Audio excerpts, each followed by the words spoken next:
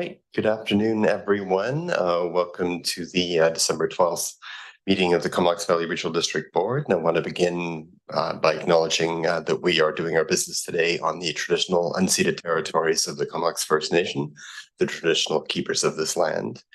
And as always, we read a provision of the calls to action. This is call to action number 38 under Justice. We call upon the federal, provincial, territorial, and Aboriginal governments to commit to eliminating the overrepresentation of Aboriginal youth in custody over the next decade. And moving on to business, we have adoption of minutes. Someone's heard a seconder over here? Okay, Vicky, and any opposed? And that passes. We have I'm just going to check if our CAO has a. Thank you. Any questions? Yeah, on the business arising from the minutes, as is our practice, we've followed up with the delegation from the last meeting and the request from the Comox Valley Hospice Society to seek some stable core funding to support the society's work. There's no specific service for the regional district that would be directly appropriate for this kind of work. Certainly, there could be some analysis, and staff could provide some information to the board if you're interested. At the same time, the recommendation put forward on this agenda here is that the board could write to Island Health and the ministry to advocate for increased funding to the community hospice societies at large, not just the Comox Valley Hospice Society, but multiple societies. So if the board has any further questions, staff can try to take a run at those answers, but certainly the recommendation is put forward there for the board's consideration. Yeah. Moved by Helene, seconded by Grant. Does anyone want to speak on that? And all those in favor? And that's unanimous. Fantastic. And we're moving on to the next item, and this is reconsideration of bylaw number 795, the Comox Valley Sports Track and Field Service Conversion Bylaw number 2353, 2001, amendment number 2. And we discussed this last week, and in accordance with section 217 of the Local Government Act, I am going to be bringing this back for reconsideration. I know that our CEO was saying he'd prepared a few notes, and perhaps if you want to start off, James, and then we'll follow up if there are other issues to address. Okay, thank you, Mr. Chair. So I put together a few notes just to provide a bit of context to the board, and certainly if there's other questions, we can try to answer them. So by giving first, second, and third readings tonight, as is contemplated on the agenda, the CVRD staff would be able to seek participant consent to the adoption of the bylaw. And if 2/3 of the participants or 4 out of 5 of the participants that are the EA directors and Courtney and Comox councils provide that consent, then the inspector of municipalities would be asked to approve the bylaw before the end of March. And the turf project could be considered in the 2024 financial plan, and short-term borrowing could be used to tend to the project right away following budget adoption. And that's the path that the Recreation Commission had initially suggested. Staff's first action would be to send correspondence to the City of Courtney and the Town of Comox, asking for a council resolution to support the bylaw amendment. Staff would also seek the electoral area directors to sign a written consent form for the bylaw. At last week's meeting, we also heard a couple of other comments and wanted to provide some context. Some of the concerns expressed at the board meeting were around the big picture of other capital projects. Staff would include a summary of those major capital projects and board strategies that are in the 2024 financial plan during the financial plan presentations in February to give that more broad picture of the projects and programs in front of the board. There was interest in ensuring that grants are pursued to help fund the turf project. Staff would take an extensive search of grant opportunities, including looking at Island Coastal Economic Trust, Active Communities Grant Program through the BC Alliance for Healthy Living, looking to local service groups to partner on this project, UBCM funded programs, and connecting with the business community to see if there's any kind of in-kind support for this project. Reflecting on the Recreation Strategic Plan and phasing, the the Recreation Commission supported the sequencing. That is, the turf was the immediate priority, followed by ice and water.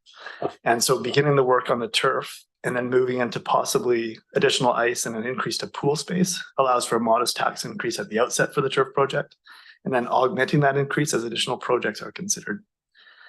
It reduces the high degree of impact by moving straight into a more substantive new facility, and also avoids the situation of compounding tax increases by having multiple recreation projects underway or all being paid at the same time. I also want to acknowledge that the work related to the decarbonization strategy is underway, and that will be information that can inform the commission and the board on its corporate energy plan and some investments that may come from that. Lastly, I wanted to be clear on when the turf project would come back for more consideration. So the commission approved the detailed design development of the turf, and staff will continue on that work to a point where a cost estimate can be used for tendering if we're able to proceed in that regard. Depending on the outcome of tonight, if the service bylaw can be amended in time for an early 2024 construction window, staff would present that project through the 2024 financial planning process in February. And that would include the revenue and expense requirements for the project. By approving the 2024 budget for the track and field service, the Rec Commission and the board would be determining its support for the turf project in 2024. Or if the service bylaw cannot be amended in time for that early 2024 construction window, staff would report back to the commission and determine a sequence or timing for the turf. So the commission might opt to delay the turf project by a year more, depending on funding availability, if that's the case. And those discussions would likely result in the strategic plan being revisited. So, Mr. Chair, those were some of the comments, trying to reflect on some of the comments made last week and provide the board a bit of clarity on the process. Great, thanks so much, CEO. That was a great overview in response to some of the issues that were raised last week. I see Director Arbour. Yeah, thanks. And I guess I was one who voted not in favor at the last meeting. And I have taken the weekend to think some more and do a little bit more research. I think, yeah, the CEO did a decent job of talking about some of the concerns. But I also heard last week from a couple of directors saying, you know, at least let it go to the municipal councils for discussion. I don't disagree with that. I think the more people talk about it, the better. This led me to go back to actually our unadopted financial plan for this particular service from last year. And I actually have, maybe there's things we didn't catch actually even in that report. I'm not sure we considered that, but one of the things was the need for replacing the track at some point. And there's a line there that says, the expected remaining life of the track surface is 10 to 15 years, but then it says years 2026 to 2028. So I'm like, oh, well, are we replacing it in 2 years from now? Is that in 10 or 15 years? So even looking back at the report on which we built some of our assumptions, it led to more questions for me. I also reviewed our reserves, which currently probably stand at 470,000. And this is with all the different initiatives, including the replacement of the turf that could come. It's estimated at, 500 to $1 million, but we still don't have updated figure on the replacement of the artificial turf. So I think context-wise, I still have a lot of questions. I'm still willing to keep it alive and reconsider that vote, because I think that as the CEO recollected, I was the one who said we need to look at all the capital projects in January and make collective decisions as a board around which are the must-haves and which are more on the other side. And one final comment, if staff is going to work a little bit or rework some of the stuff in the next month, I would like to highlight the Nanaimo decision this year to proceed with their 2 fields, which was also a non-unanimous decision. But what I did note is that the school district put in $700,000 into the project. Nanaimo used some of their gaming grants, and they also used some of their capital reserves. So there's the kind of thing that I was talking about last week without specifics. Now I found some specific of jurisdiction that got creative. And with that, they still, they pass even though it was twice the cost.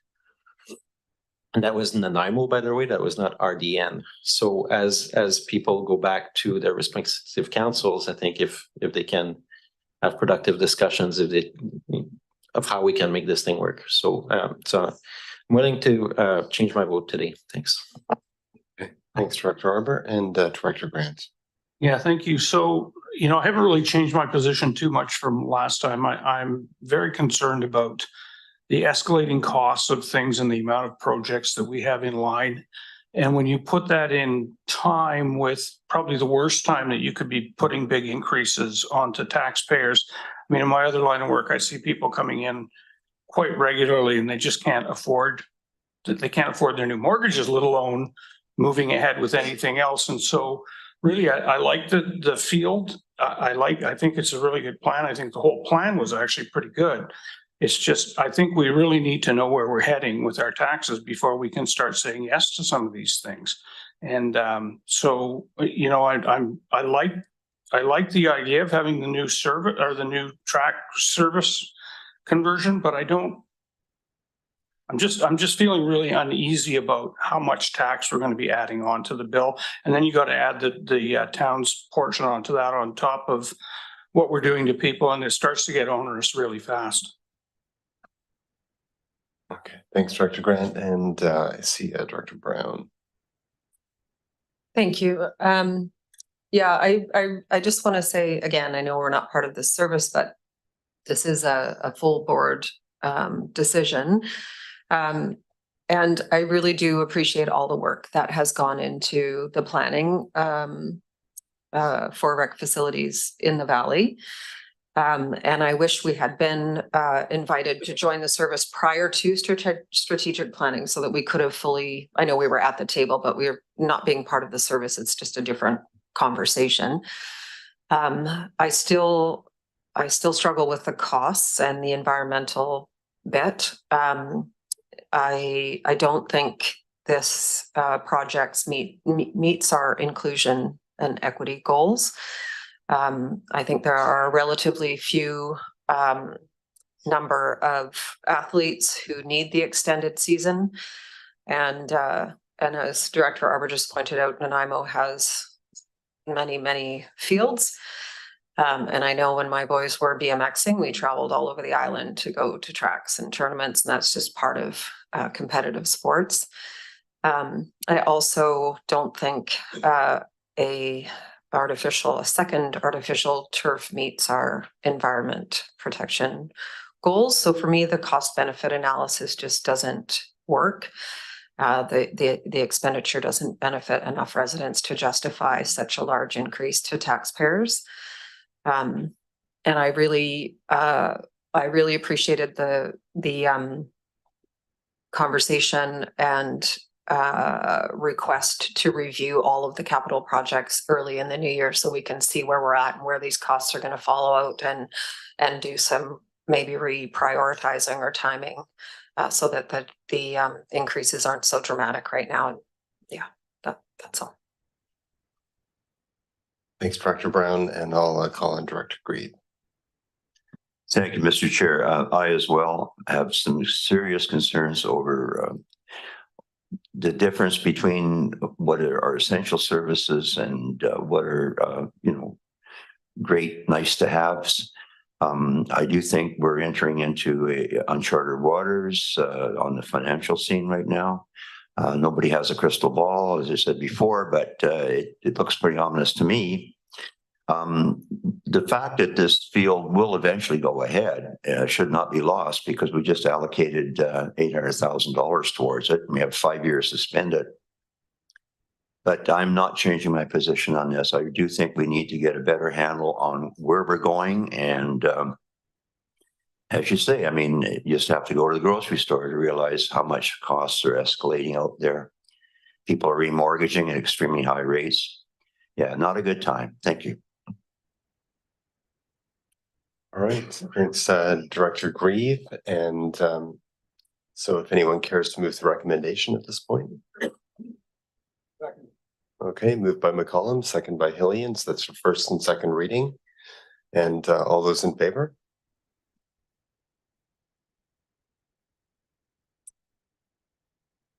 And that looks to be 5 hands. Sorry, I'm sorry. Thank you. Yeah. Okay, so it passes by 6-4 by my reading. And those opposed?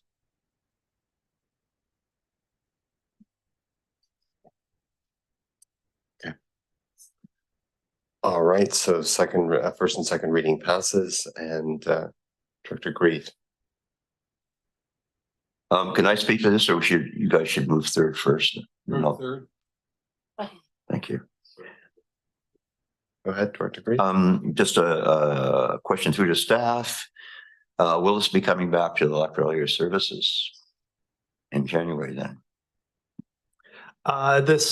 No, this topic would, staff will present to the electrical area directors the written consent forms individually. So we'll be asking you if you'd consent to the adoption of the bylaw on written form. We'll also be sending letters to the municipal councils so that we can seek consent from Courtney and Comox municipal councils, and then either submitting a package to the ministry to seek inspector approval, or if we can't achieve that 2/3 requirement, we'll be coming back to the commission, the Recreation Commission, to report out on the outcome. So just to be clear, then the electrical area directors get to either decide to sign or not. And Correct. Two of us decide not to. So to submit the bylaw to the ministry, we need 2/3 of the participants, which is 4 out of 5 of the participants in the service to consent. Thanks. Thanks. And this, of course, would not be a final decision. This would be a decision just to move things forward until February, when a final decision could be made. So we're now third reading has been moved. So all those in favor? And that's okay. And those opposed? Okay, and that carries, and at least you have that noted, the opposition. All right. So next we'll move on to reports. So we got the minutes moved by Grieve, seconded by Grant. And anyone opposed to receipt? Seeing none, that passes. And then a recommendation. Okay, this is the 23 to 2027 financial plan and capital expenditure program for the Black Creek Oyster Bay local water area, and this is C and D. So we should have Director Rice. Okay, do we have an alternate for Director Rice? Okay, sorry, I'll just ask for. We may proceed with the quorum of 1 and just okay. Procedural. Director Grieve. My understanding is because there's only one participant here, this falls to the entire board for a vote. Am I correct? I'll ask the CAO for advice, or Lisa. So the one participant situation applies to one service participant, but there are 2 service participants for this service. So for voting purposes, as long as Director Grieve is here in a quorum of the board, we can proceed. Feel the power. Feel the power. Should do this quickly before Director Grieve lets the power get to his head. So we have recommendation number 1 has been moved and seconded, I believe, and all those in favor? I believe I took a motion on receipt. This is just the recommendation. Yeah, so we're just on the recommendation. We've dispensed with receipt. So recommendation number 1, all those in favor? Okay, and that's just areas C and D. So that passes. Thank you, Director Grieve. And then we're now moving on to recommendation 2. This is sorry, I've just possibly got my pages out of order. Services. Yeah, it's just minutes for receipt. And can I get moved, seconded? Thank you very much. Anyone opposed? Okay, that passes. And then we have the Sewage Commission minutes for December 5th for receipt. Lillian and Grant. Anyone opposed? That passes. Water Committee for December 5th for receipt. Okay, anyone opposed? And that also passes. And next we're moving to the Island Corridor Foundation Planning Process Grant, and I'll pass. Thank you very much. So we've got receipt, and I'll pass that on to staff. Thanks. Great. Thanks very much, Mr. Chair. Jake Martins is here. Jake's our manager, general manager of corporate services, and Jake is going to introduce the staff report. And then I do see Larry Stevenson with Island Corridor Foundation is also on the call here. And I think Larry's going to have some words for the board as well. But first off, I'll turn it over to Jake Martins. Thank you very much, James. And through the chair, I don't have much more to say than that. This report, of course, introduces a request that's attached to the agenda from the Island Corridor Foundation for financial support. That support is to enable their increased capacity to participate in the ongoing planning process that the province has initiated. As James noted, their Chief Executive Officer, Larry Stevenson, has joined us via Zoom. So I'll turn it over to James, but also want to acknowledge Director Arbor's attendance and participation tonight as your representative to the Island Corridor Foundation. So over to you, Larry. Okay, thank you very much. And thank you for taking the time to consider our request. And also thank you to you, Jake, and your staff for doing the review and going through it. I was hoping to be up there tonight, but unfortunately I had to stay in Duncan. We've got a lot of work going on in this area, so I was needed here. But again, I just very much appreciate the opportunity to be here and to talk with you for a few minutes. And I'm not going to take a lot of your time. I think I'm just going to focus on 2 points that were in the staff review. And the first was, support to assess potential uses and alignments for segments of the corridor. I think it's extremely important to remember that there's 14 First Nations and 5 regional districts that are all members of the ICF. As it stands today, I'm already fielding requests for background information, history, data, field requests, visit requests, and we're really just getting started in this process. I'm also faced with the specter of having multiple studies taking place across the entire corridor, ranging from everything from economic development proposals to engineering to the full blown what are we going to do with the corridor discussion. And in all cases, what ends up happening, and I respect the fact that in the case of the CBRD, you're giving consideration to having internal consultants or external consultants do this work. I think it's important to note that they eventually all end up in my office. And they're looking for information and assistance, and certainly we're glad to do that. And we want to be a participant in that to make sure that the information that they're getting is correct and that it's viable. As you may be aware, the ACRD has already issued an RFP, and as soon as they issued it, within probably an hour, the phone call started for us to start answering them. All of this work takes resource, and I think most of you are aware there's only 2 of us at the ICF, and although we're always going to do our best, we do have a pretty full plate managing, a 300-kilometer corridor and all the issues that come with it. The second piece was really the 6th point, where it says to act as a project coordinator to ensure the continued progress of the process. So this issue is similar to the one we just discussed, and it's also driven by the fact that we have 14 First Nations and 5 regional districts. Now, I'm not sure you're aware, but we've now broken that down into 4 regional groups that are going to work in various areas. And despite the fact that we broke them down, I very much do see the need for coordination between these groups, as opposed to coordinating the entire effort. What we're talking about here is really working with each of the regional groups, because they all have their unique views, their challenges, they've got opportunities, but there's also a host of common issues that go right across the entire corridor. And those need to be coordinated to avoid duplication of effort. And I'm thinking a lot about the legal stuff that's happening, the determination of reversion, and the number of other things that are taking place on the commercial side. So I do very much see a need for coordination, and I see this person that we're hoping to fund here in our organization is going to play that role. I think the key word here is coordinate. It's not to manage. I mean, we understand clearly how this system is supposed to work. So I hope that clarifies some of it. I told Jake that I didn't plan on putting up any kind of a presentation, because I think they did such a good job on the staff review.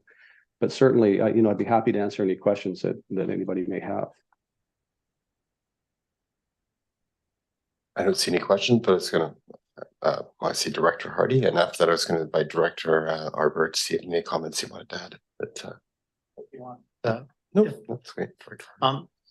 Thanks, Larry. I'm just curious in regards to the funding that's been provided to the CBRD, and maybe it's a question I should direct towards the staff. But in regards to that 600,000, is there any criteria in regards to the spending of that 600,000 that allows us to direct dollars towards the ICF? Yeah, and thank you for that question, Director Hart. They do have criteria within the document itself. Prior to this request going out to all of the CAOs, we went back to the province to ensure that in fact what we were going to be proposing was going to fit into that funding envelope. And they've assured us that it does, and that each one of the regional districts are free to contribute to this.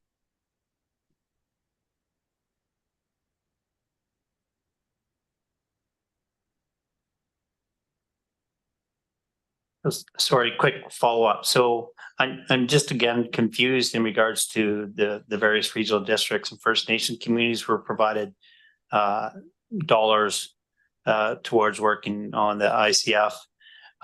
However, the ICF itself didn't receive any contributions from the provincial government. So I'm a little confused as to again, understanding the criteria that we're allowed to direct dollars towards the Island Corridor Foundation, but yet the province itself didn't recognize the importance of them contributing to the ICF. So it's not a beef with regards to the Island Corridor Foundation. I'm just perplexed with regards to the province and their decision not to fund your organization, but yet the organizations that they're funding allow for them to fund you. So thanks. I think that's a fair question, but I would say to you that nobody was more perplexed by the fact that the ICF wasn't providing any funding than the ICF itself. And in fact, I think if you speak to the ministry folks today, they would tell you that it was probably a mistake that they did not provide that funding.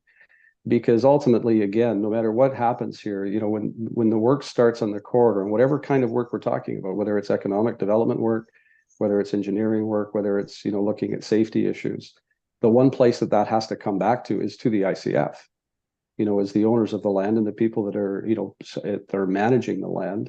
It naturally does have to come back to us. And so, yeah, there's a huge resource requirement here. And I think it was simply just missed, which is why I think the province was very quick to say, yes, the funding can go to the ICF.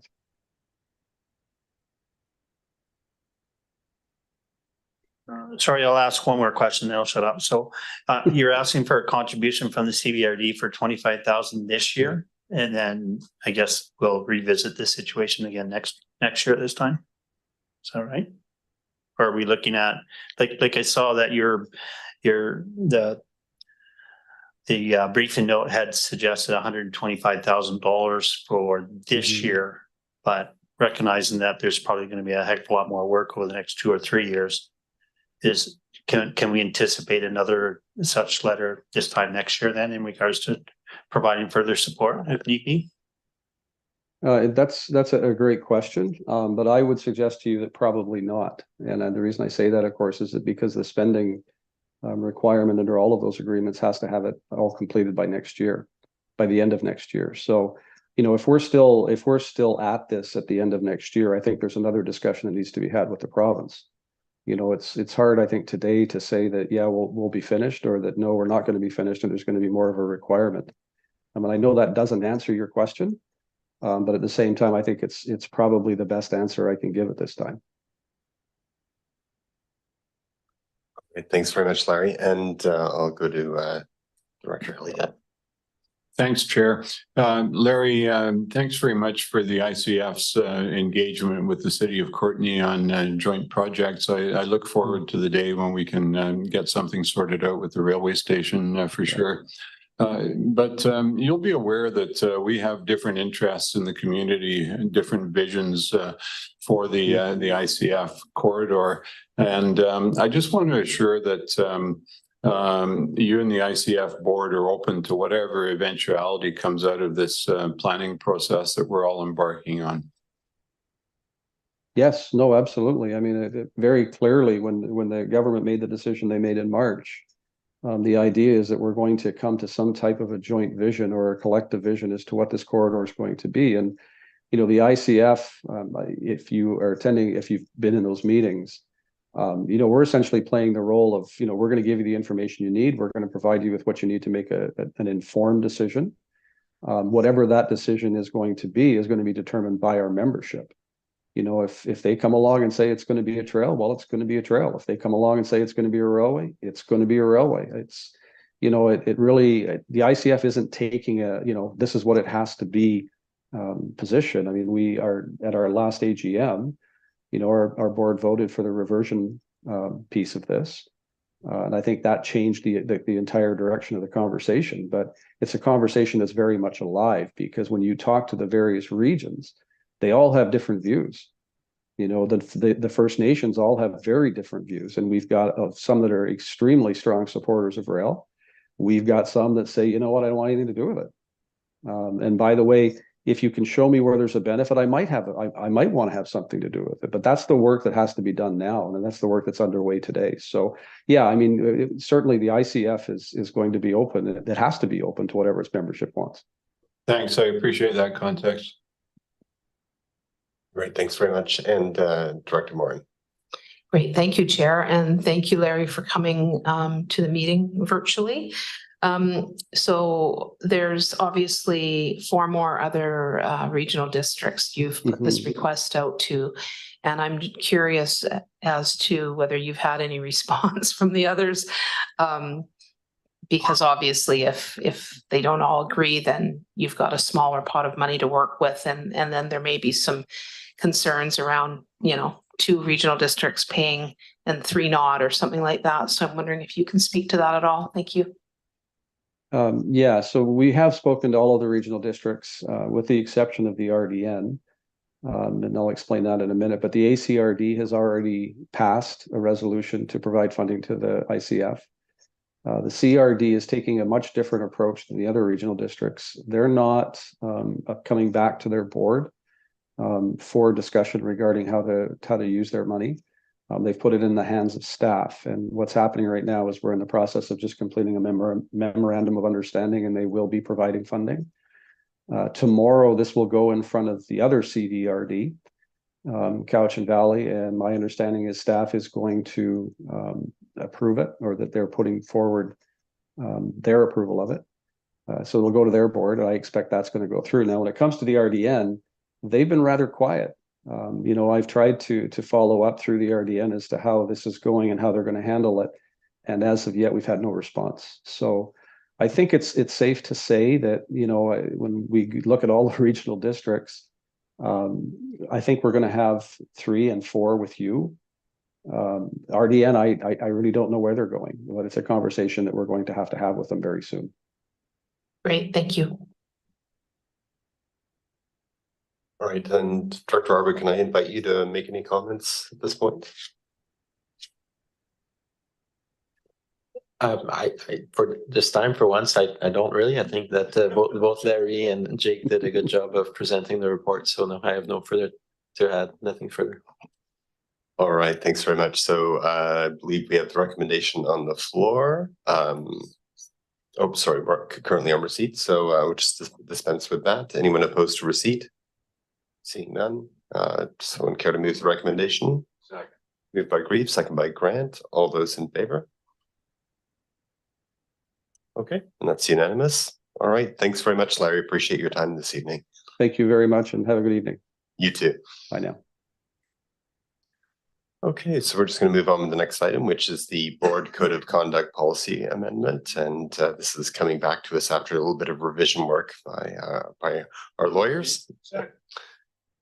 The motion for receipt on the table, and I'll pass it over to the CAO. Thank you, Mr. Chair. And again, excuse me, again, Jake Martins is here to, I think, just provide a really brief update on this. The report itself is fairly self-explanatory. So Jake, I'll just turn it over to you if you had any other comments and a presentation on this.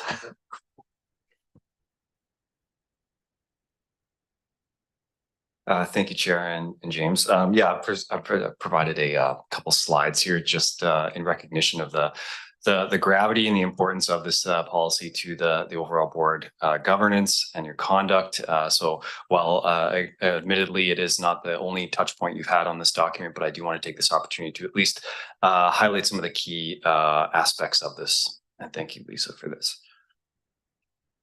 So as it's been explained, no substantive changes are provided to a few key areas of the policy, particularly the policy principles, the scope, and the board conduct provisions. Of course, the board conduct provisions do serve as the basis on which complaints can be lodged. So it's worth noting that, again, no major changes to those areas. There is changes and fairly considerable ones to the complaint and resolution procedures, and that I'm pleased to say is reflects now best practice within the sector, and that includes the involvement of a third party for the administration of the process. So that's a big change from where we are currently to where we're now with this new proposal, is that there would be a third party that's, again, helping to stick handle essentially complaints through this process. Lastly, I'll just note the incorporation of a new content to address a couple of new areas, which is the disqualification proceedings and further requirements for confidentiality. So not earth-shattering, in my opinion, but nonetheless, those are two areas of which we did not have in our policy at current. And then what I thought I'd do, and although this is not showing up well on here, but I'll verbally walk through it, is this is of course a 20-page policy, includes around 80 different clauses. And in my view, it's worth just boiling this down to what are the 6 key steps essentially that how a complaint would be processed through. So the first the first box there is the perceived conduct breach. And essentially that, again, as I mentioned earlier, is based on not the foundational principles, but it's based on, those standards of conduct which are in there. And there's a number of them. It includes things like complying with applicable laws, abuse, intimidation, bullying, conflicts, meeting conduct, staff interactions, use of public resources, communications. Those clauses that are within that first part of the policy are the basis in which complaints can be lodged, not on the overarching principles. Those are used for interpretation purposes. So where a perceived breach is made, there must be a keyword, must be attempts then to resolve that complaint prior to submitting a formal written complaint, where it's reasonable, of course. Once that's done and a resolution is not achieved, then that's where a complaint can actually be submitted, and it has to be submitted within 60 days of essentially when the complainant knew or ought to have known of the breach to occur. It then moves into a preliminary assessment, and that is conducted by the corporate officer, the CAO, or the solicitor, and that's essentially the third party that I mentioned earlier. And if it's not closed at that stage, there's grounds in which complaints would be closed. But if it's not, then it's referred to the solicitor to either direct informal resolution, that next box there to the bottom right-hand side, or directly to a formal investigation if it's believed that informal resolution is not likely to achieve an outcome or a positive outcome. Through a formal investigation, the solicitor selects a third-party neutral investigator that then looks to conduct an investigation and make a determination within 60 days. After that report is then done, it's then provided to all the parties involved, including the board. And at that stage, if a breach of the code has been determined, it's the board's determination on what the remedies are that could be applied. So that's my take on essentially trying to make sure that we're aware of the broad steps and how a complaint is processed. And again, highlighting a few of the key changes there in which we're relying much more heavily on third-party involvement throughout this process. Mr. Chair, I'd be pleased to answer any questions. Thanks for that overview. That was really helpful, Jake. And I see a question from start with Director Arbor. Yeah, thanks. I did another read of the document, and there's just one section that I am hesitant about under remedies under 68E. I started reading the I, and I, 1, 2, 3. The first one is fine, specific training, counseling. The next one piqued my interest, complete a specified number of volunteer hours. So at the discretion of the board. I didn't know if, like, in the event that you have a very unreasonable board, say that, in the future you have somebody and then just have a beef with somebody, could they do like 1,000 hours of volunteer hours or something like that? And then I had a real concern around the third one, which is that the board forces the person as remedy or recommend to the person to make a charitable donation of a specified or unspecified amount. So I'm just curious if there is comparable remedies at the staff level when there's a misbehavior, because I feel like board members are not highly remunerated. For many of us, the ability to make charitable donation might actually be, harm. And again, it's not specify what the top amount would be. So what if a board said, you must make a $10,000 donation to such and such? So I'm just wondering if staff can comment on those two things. Thank you, Mr. Chair. So it's important to also recognize that when we're proceeding through this process, that the third-party investigator, as they produce their report and when they find guilt, essentially, they also then are likely to provide recommendations on what they feel is a reasonable remedy. So it's not necessarily that the board just has an open slate. I expect that investigator would say, here's what I feel is aligns with the severity of the breach. It does not prevent the board from taking another action or veering from the recommendation, but I think there's going to be a lot of weight put to what that investigator feels is a reasonable remedy based on the circumstances of the breach. And then the other element to this is that I believe there is an opportunity then for the individual subject to the complaint then to, of course, through fair process, appeal to the board around what's reasonable or what they feel is fair and just. So I'll leave it at that. Okay, thanks very much, Jake, and Director Morin. Thanks, Chair. I guess I'd like a little bit more. I know we've discussed this, but a little bit more information around the first part around must, if possible, attempt to resolve complaint. I mean, I know we did talk about where there's intimidation or bullying that may not be possible. I guess I'm wondering how is that determined whether you must attempt to resolve or not? And the reason I ask this is there are several documented public examples of these kind of breaches, and they primarily involve women and people of color. And it would not be safe for those folks to try to attempt to resolve a complaint. So I guess I'm just curious, what is the determining, how do we reconcile that when many of these situations, thankfully nothing locally that we've encountered, but do involve bullying and intimidation? And I'm just curious if you can elaborate on that a bit. Thank you.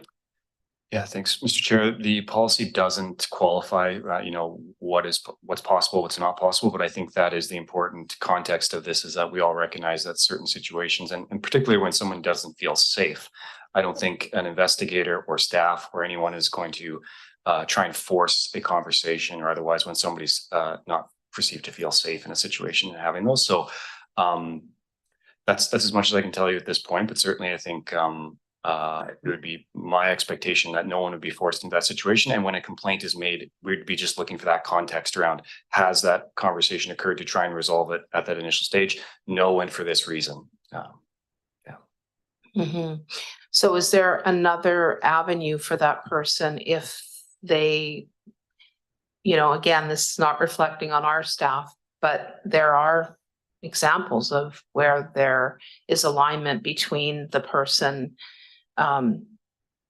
breaching the code of conduct and perhaps staff or others, and the person who's experienced that is feeling very alone. So what is the avenue for that person when they feel like they're being kind of hung out to dry, I guess, in a way?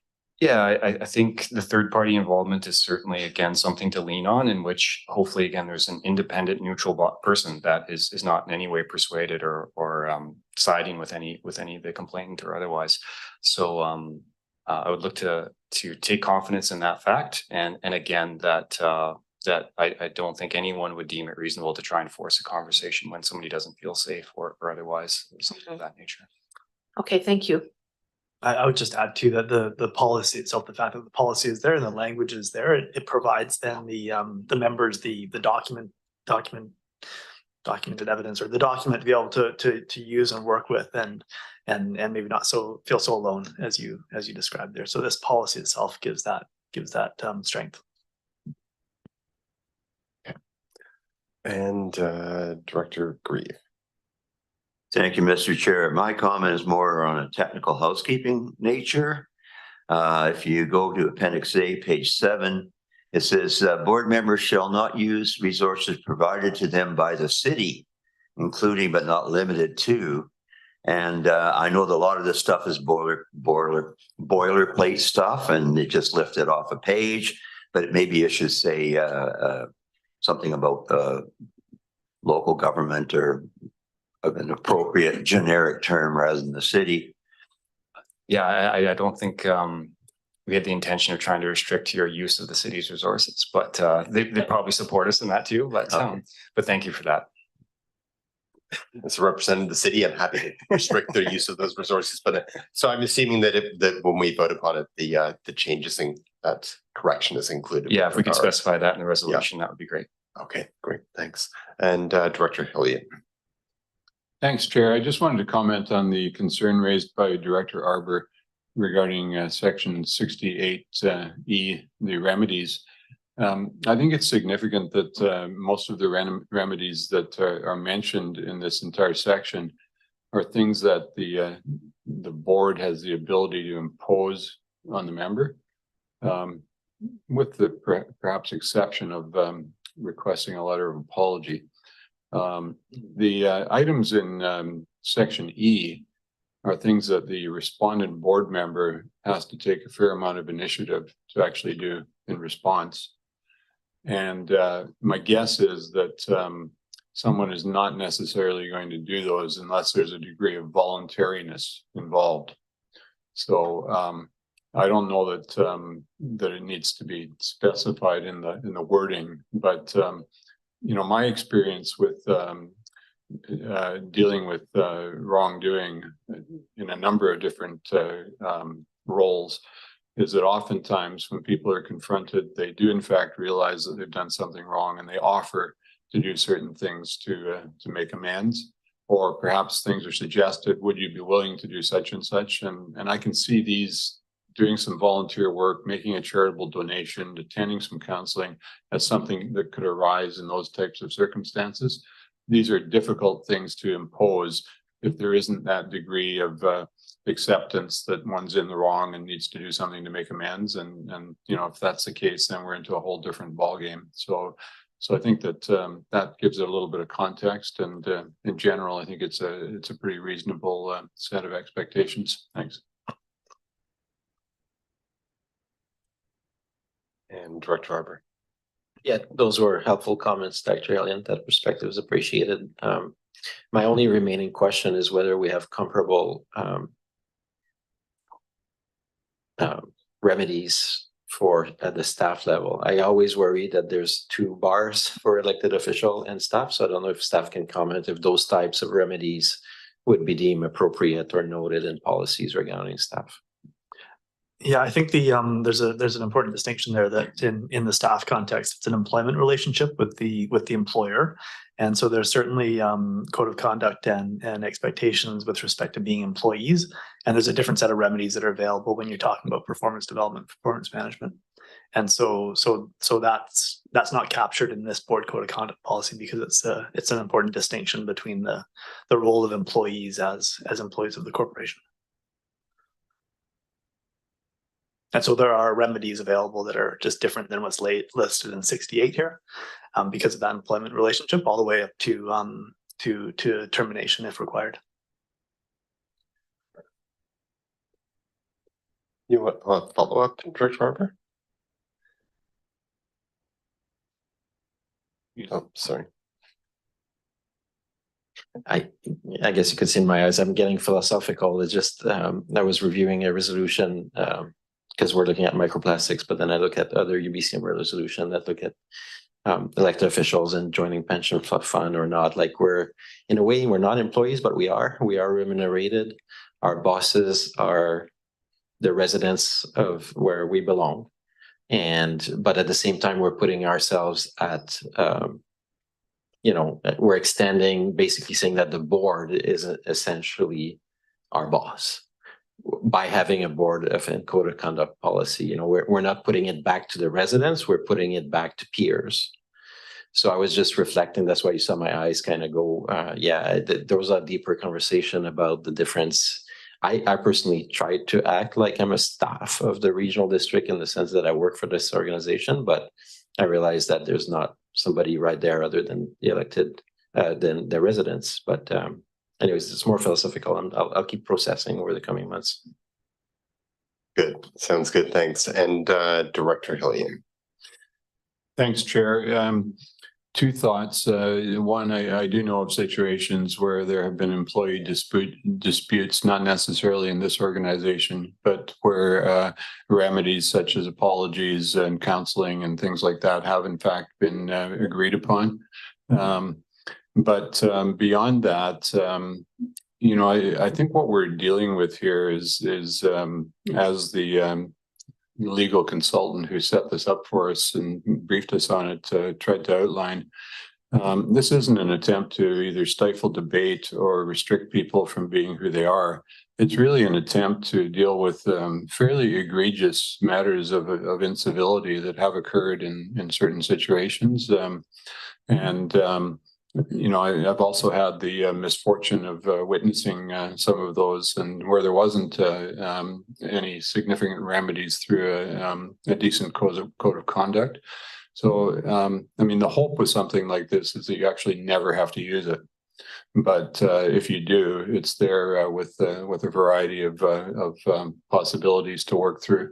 So I think that's how we should look at it, and I would hope, with all my being, that we never have to experiment with this. But if we do, that it's dealt with respectfully, and that we achieve a degree of voluntariness in whatever compliance is achieved. Thanks. Well, thank you. Those were very fitting closing words, and not seeing any further lights on. There was a motion proceed on the table. We'll just dispense with that. Anyone opposed? All right. And anyone care to move the recommendation that we adopt? Okay. And that's that we adopt the amended Board Code of Conduct, policy P78. And all those in favor? Any opposed?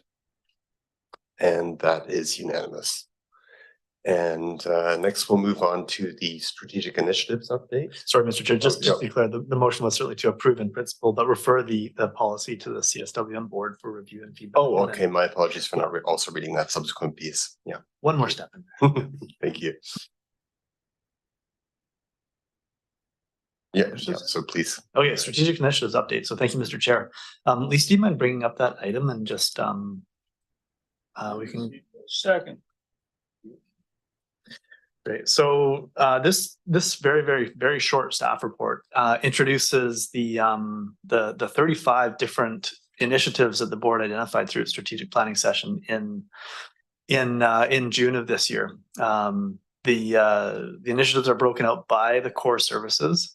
And so on the screen there, you can see it's the finance administration, and there's anywhere from 3 to 5 or 6 initiatives per core service. So it's pretty extensive. The formatting is simply trying to describe in that sort of mini Gantt chart way of looking at the key milestones and the outcomes for each of the different initiatives to give the board a sense of the level of activity and the timing for all the different projects. This is very much a work in progress. This is our first attempt to characterize all these different initiatives in one place. A lot of the milestones will probably be adjusted and shifted as we make use of this tool and report out more frequently. And of course, some of the timing may be adjusted as well. There's some initiatives here that are not by any means a clear path to the end line. There's decision points along the way for the board, maybe for the public through electorate approval processes. Financing requirements, of course, will be needed in some cases. And so it's by no means a complete picture or a complete map to the end of this term, but it does try to articulate those initiatives and those milestones as we move along the way. The intent, I think, is to present this 2 or 3 times a year. It would be updated in time for the following the budget process next year, and then again probably for that strategic planning session that would be targeted for mid-year. And just trying to give this a sense that there is a lot of work in front of the regional district. We do have the resources to accomplish this, though there's certainly many steps along the way. So with that, Mr. Chair, we're available for any questions you might have on individual projects or any kind of feedback. Great. Thanks, Sia. And any questions arising? There's a lot of material there. Director Arbor.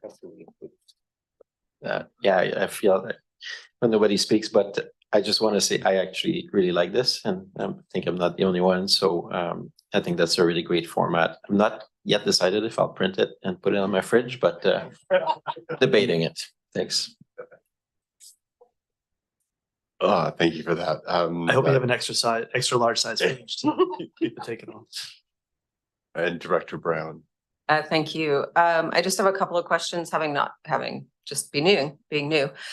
So there's on page, page numbers. Oh, no page numbers. So under electoral area services, there's a develop watershed stewardship service. I am curious about that. And then further down in regional sustainability, there's a community common agenda and priority actions under the poverty reduction strategy. Just curious about that as well. Sure, I can take Cole's us. notes? Sorry. Just Cole's notes. Yeah, I can. Meeting, but I can try with a couple of highlights, and we do have other members of your executive team here that could jump in if needed. So the watershed stewardship work under the electoral areas services, that's some work that has been underway for a little while, and trying to develop a program or a service that would be able to undertake monitoring and help with the decision-making process for the watersheds. There's no specific watershed in mind. It's kind of the whole of the rural areas. So we do have some material prepared. We do have a sense of what that service might look like. We have talked to Comox First Nation because we do understand there's a deep interest and sacred interest in water in the territory. And so if that project does advance, when that project does advance through electoral areas, we would be describing what the service would be, what the research and obligations would be, how it would help in decision making, what some of the partnerships might be with whether it be Comox or others. And then ultimately we would have to go to the public to consider a service establishment if we get there. On the poverty reduction strategy, so several years ago, the CVRD did put together a poverty reduction strategy in 2021.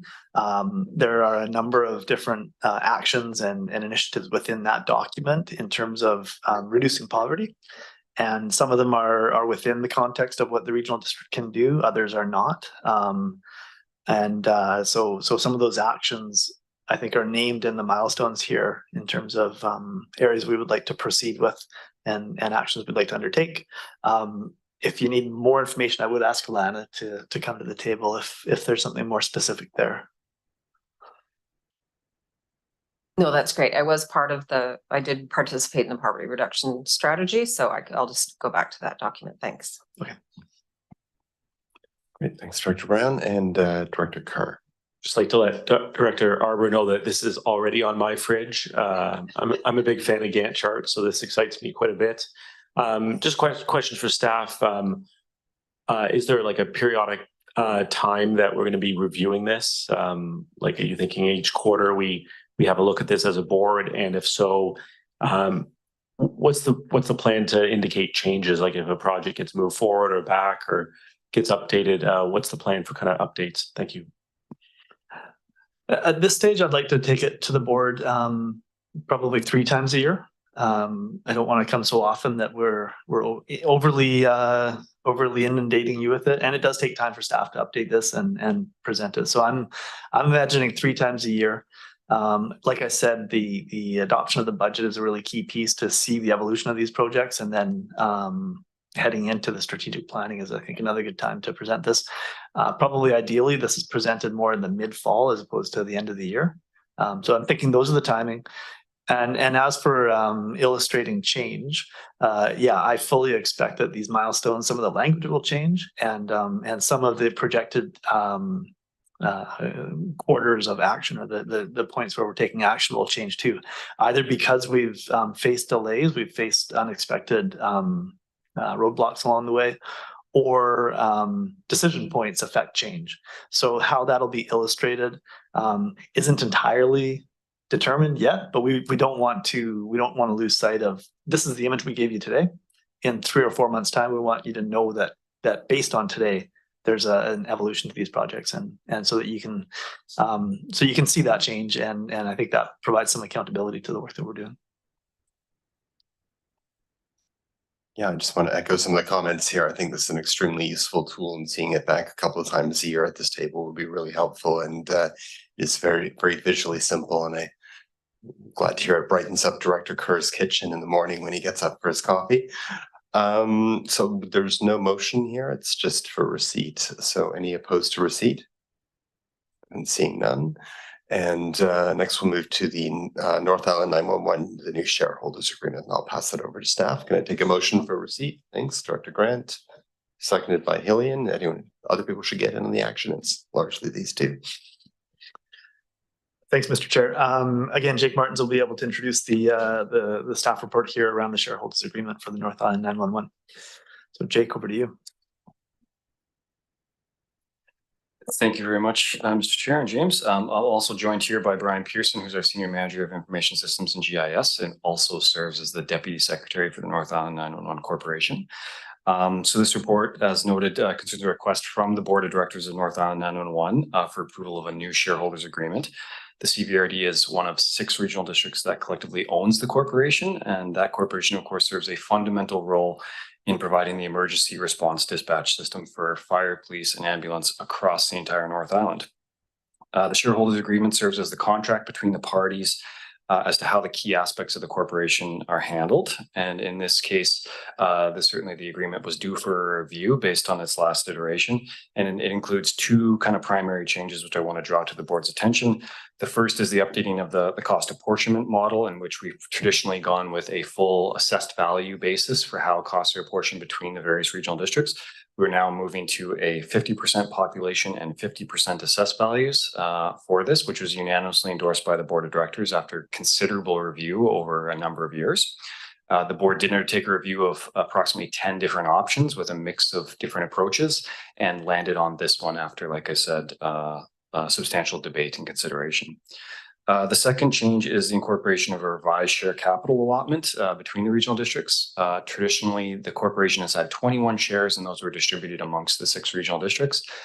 We then had a cost apportionment, which was based on assessed values. We had 2 different methods in which people were paying annually in one approach, and then had their share ownership of the company reflecting through a different approach. So we tried to marry those up in some respects, so that they're much closely aligned, in which what you pay, you then see also in your ownership of the corporation. So those are the 2 kind of most fundamental changes. Otherwise, there was a few little housekeeping items that we also addressed as part of this that the legal counsel supported in their review.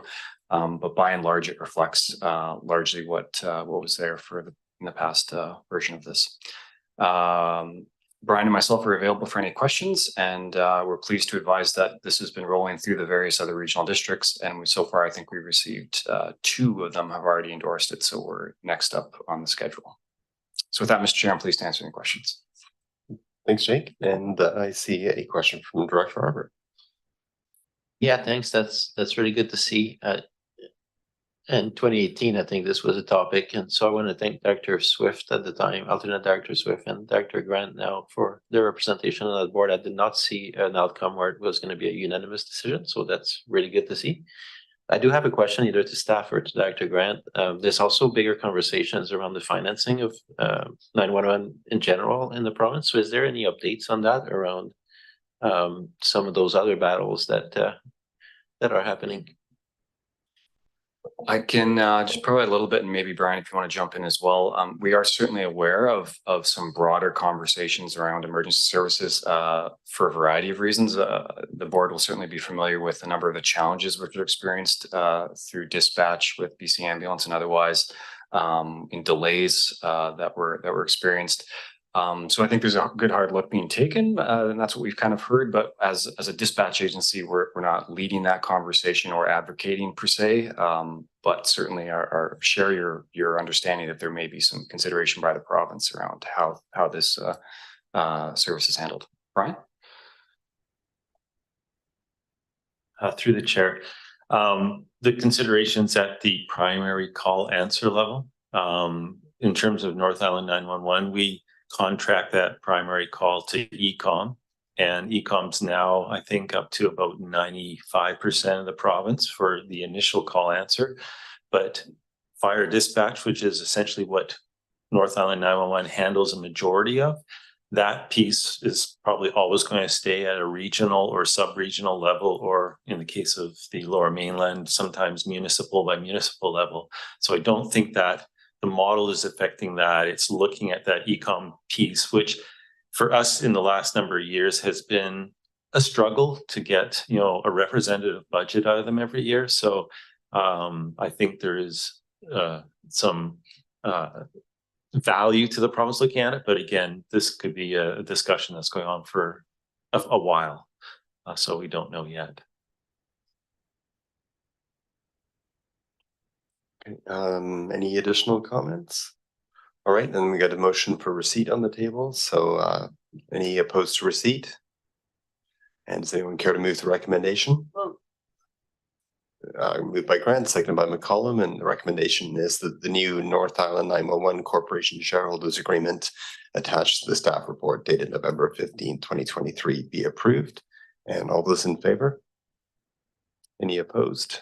Seeing none, that passes unanimously.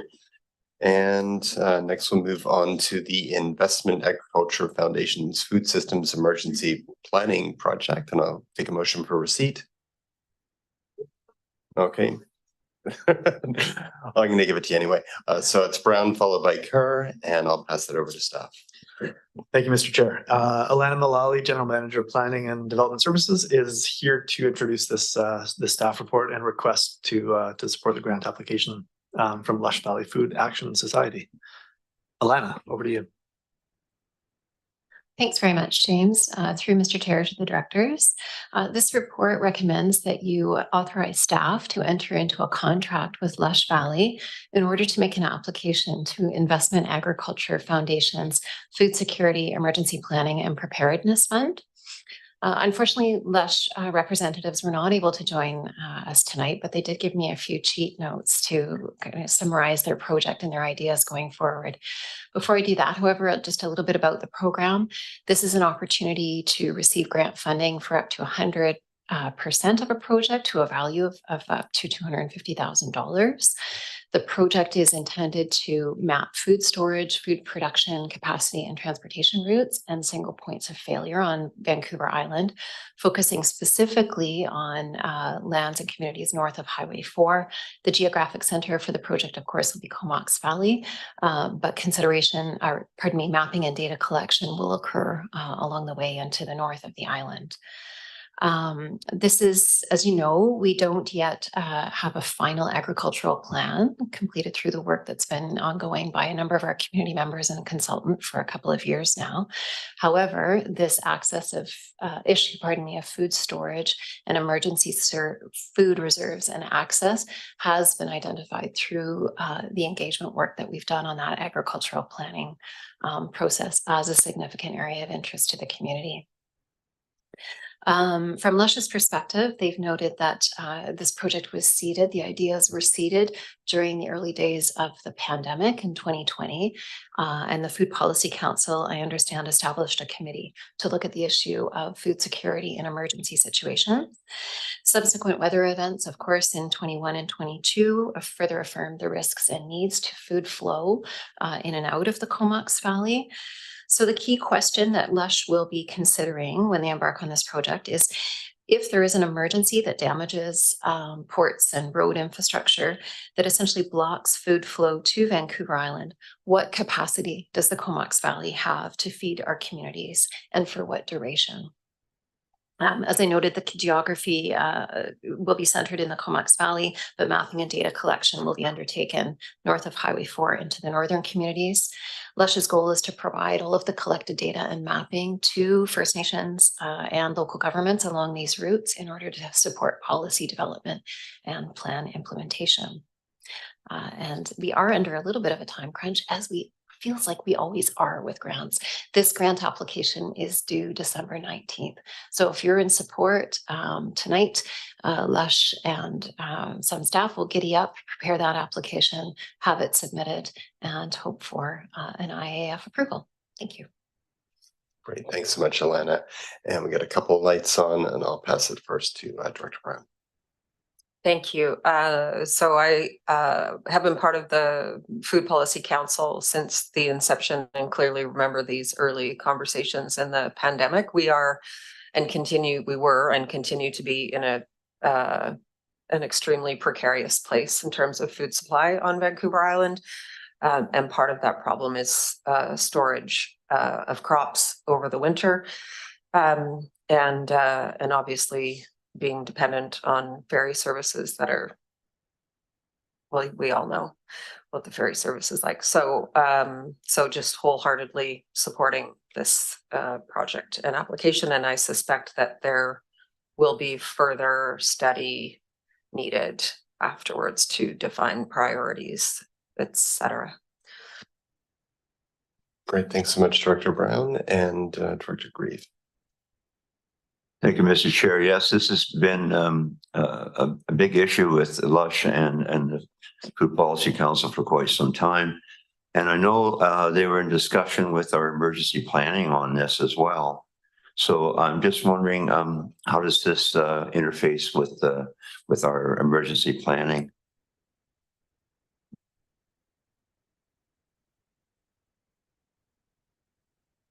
Through the CAO and the chair to the directors. That's right, Director Grieve. So Lush has been meeting with staff both in the emergency planning group and within the planning group. And I think for both planning and emergency planning, there's recognition that this is important data that needs to be collected for our community and that there will be good use of the data. And also that we are thankful that Lush is prepared to do this work because we do not have internal capacity to make the application. Great, thanks very much. And Director Morin. Thanks, Chair. Yeah, I know we're not supposed to keep repeating thank yous, but this is very timely. It's always good to look at this kind of work before we're in an emergency situation again. And as being on the Food Policy Council for the City of Courtenay, I'm fully in support of this. Thank you. Great, thanks, Director Morin and Director Hardy. Yeah, thanks.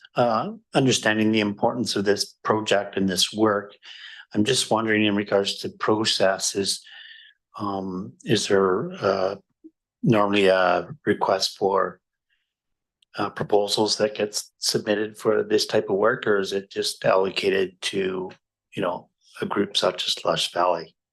Like, are there other entities in the Comox Valley that could do this work, or, you know, based upon the work that's being undertaken with this particular organization, they were chosen to proceed with the project or the application? Thanks. Through the CEO to the chair. So in this instance, or this particular grant is available to local governments. We did not, the CVRD did not actively solicit proposals or applications for this grant program.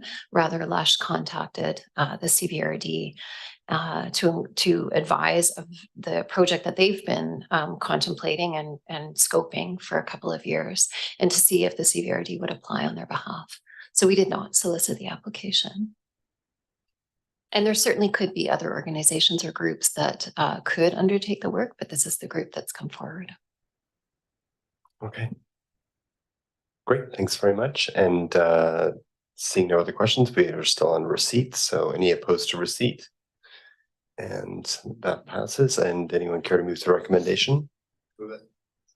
Moved by Grieve, second by Morin, and this is the staff submit an application to Investment Agriculture Foundation's Emergency Planning and Preparedness Fund for a food systems emergency planning project. And further that, if successful, staff be directed to enter into an agreement with Lush Valley Food Action Society to manage and administer the project, including the completion of all project deliverables required by the Investment Agriculture Foundation.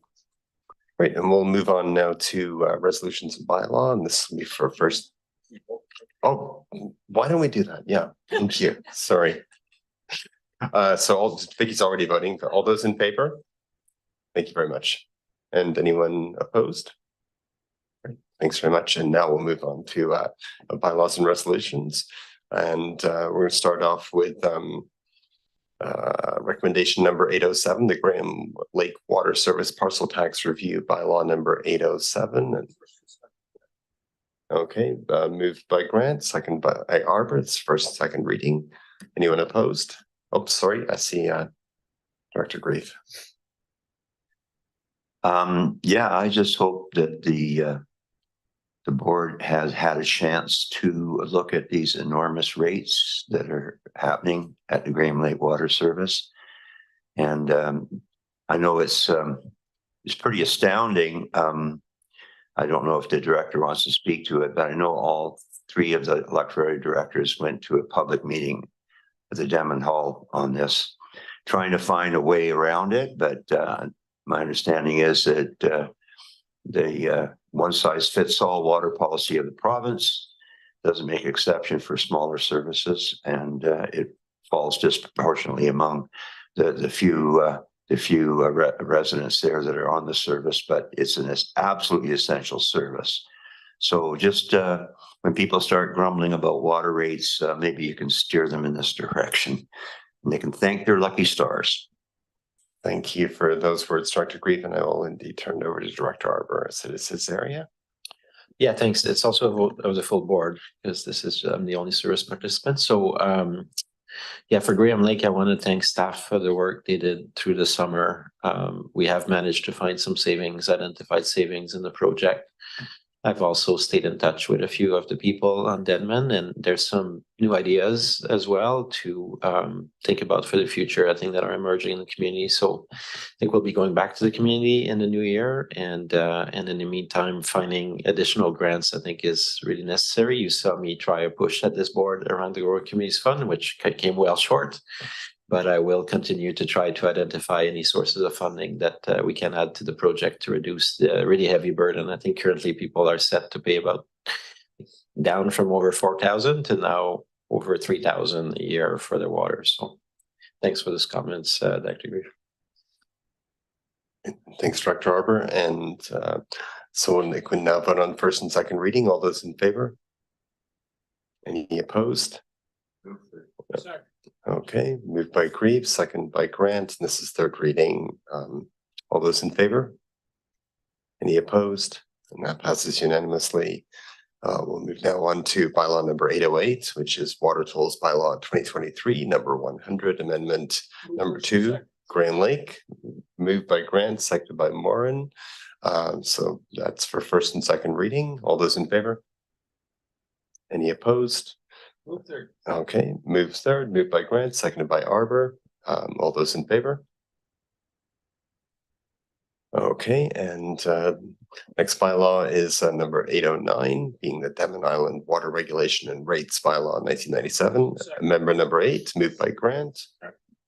Seconded by, I'm going to say Grieve on that. And this is for first and second reading. All those in favor? Okay, and for third reading? Move it. Grieve and Grant, that's for third reading. All those in favor? Okay, and now we're moving on to final adoption. This is bylaw number 800, Union Bay Water Tolls and Other Charges Bylaw 278/2020. Okay, moved by Grant, seconded by Arbor, and it's for final adoption. All those in favor? Okay, any opposed? That passes. Next bylaw number 802. Okay, and that's the Comox Valley Water System Regulations, Fees and Charges Bylaw number 2866, 2006, amendment number 14. And this is for final adoption. All those in, and this is just the areas. All those in favor? And that passes unanimously. And now we're back to votes for all. This is recommendation number for bylaw number 804.